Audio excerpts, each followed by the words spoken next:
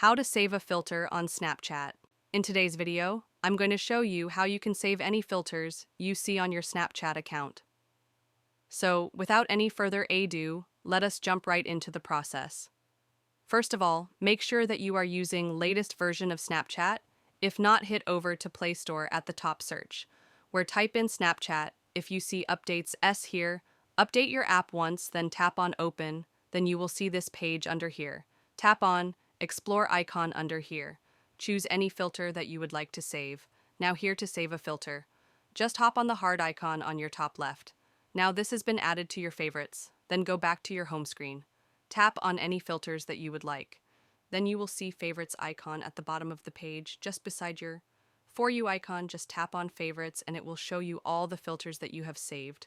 And this is how you can do it. So that is all for today's tutorial. If you like to see more videos on this topic, then do comment down below, and we will get back to you soon with more tutorials like this. In the meantime, what you can do is like this video and subscribe to our channel. Also, don't forget to hit the notification bell to never miss an update from us. Thanks for watching.